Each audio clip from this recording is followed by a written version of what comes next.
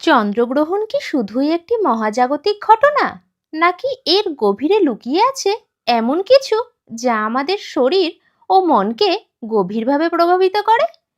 বিশেষ করে গর্ভবতী মায়েদের জন্য আমাদের প্রাচীন সনাতন শাস্ত্রে গ্রহণের সময় বেশ কিছু বিশেষ নিয়ম মানার কথা বলা হয়েছে। কিন্তু কেন এই সতর্কতা? আসুন জেনে নিই।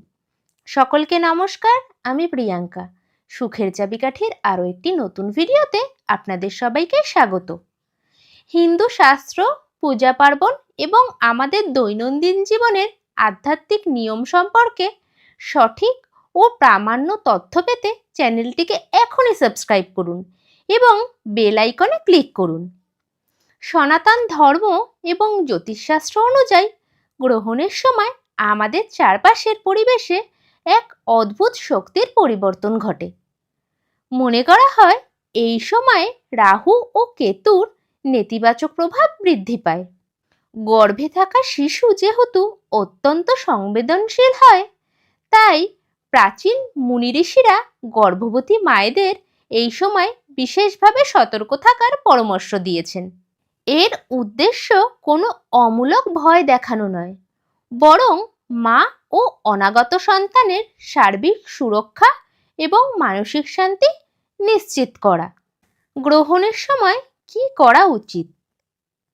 গ্রহণ চলাকালীন সময়কে শাস্ত্রীয় পরিভাষায় সূতক বা অশুচিকাল মানা হলেও মানসিক জপের জন্য এটি শ্রেষ্ঠ সময়। শান্ত হয়ে বসে ওম নমঃ শিবায়, ওম নমো নারায়ণা বা নিজের ইষ্টমন্ত্র জপ করুন। এতে মন শান্ত থাকে। গ্রহণের সময় ক্ষতিকর রশ্মি পৃথিবীতে পৌঁছায় বলে বিশ্বাস করা হয়, তাই গর্ভবতী মহিলাদের এই সময়টুকু ঘরের বাইরে না আসাই ভালো। ঘরের শান্ত ও স্নিগ্ধ পরিবেশে বিশ্রাম নেওয়া সবচেয়ে নিরাপদ।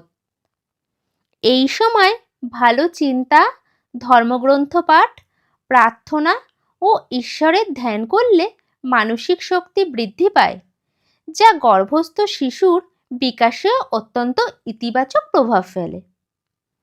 সনাতন ধর্মে তুলসী ও গঙ্গাজলকে পরম পবিত্র মানা হয়। গ্রহণের আগেই খাবার বা পানীয় জলে কয়েকটি তুলসী পাতা দিয়ে রাখুন। নিজের কাছেও একটি তুলসী পাতা বা সামান্য গঙ্গাজল রাখতে পারেন। এটি নেতিবাচক শক্তিকে দূরে রাখে বলে বিশ্বাস করা হয়। গ্রহণের সময় কি করা থেকে বিরত থাকবেন? জ্যোতিষশাস্ত্র ও প্রচলিত বিশ্বাস অনুযায়ী গ্রহণের সময় ছুরি, কাঁচি, ব্লেড বা ছুঁচের মতো ধারালো জিনিস ব্যবহার করা উচিত নয়। এমনকি সবজি কাটাও এই সময় এড়িয়ে চলা উচিত। এই সময় নতুন কোনো গুরুত্বপূর্ণ কাজ না করাই ভালো। একান্ত প্রয়োজন না হলে বিশ্রাম নেওয়াই শ্রেয়। সবচেয়ে গুরুত্বপূর্ণ বিষয় হলো অকারণে ভয় না পাওয়া। মনকে সব সময় শান্ত ও ইতিবাচক রাখুন। দুশ্চিন্তা মা ও শিশু উভয়ের জন্যই ক্ষতিকর। গ্রহণ শেষ হওয়ার পরে কি করবেন? গ্রহণ সম্পূর্ণভাবে কেটে যাওয়ার পর প্রথম কাজ হলো শুদ্ধিকরণ।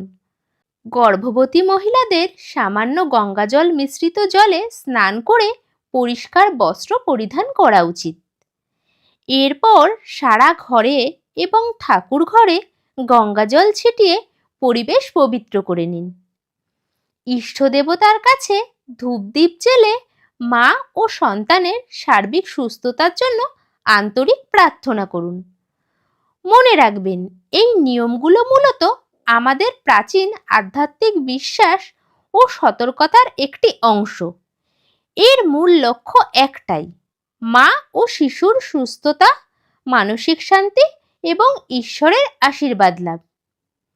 ভিডিওটি আপনার সামান্যতম উপকার এলেও অবশ্যই লাইক করুন, পরিজনদের সাথে শেয়ার করুন এবং সুখের চাবিকাঠি চ্যানেলটি সাবস্ক্রাইব করে আমাদের পাশেই থাকুন, যাতে ভবিষ্যতে এমন গুরুত্বপূর্ণ আধ্যাত্মিক ভিডিও আপনি মিস না করেন। সকলে ভালো থাকবেন, সুস্থ থাকবেন। ভিডিওটি দেখার জন্য আপনাকে অনেক অনেক ভালোবাসা জানাই। ধন্যবাদ।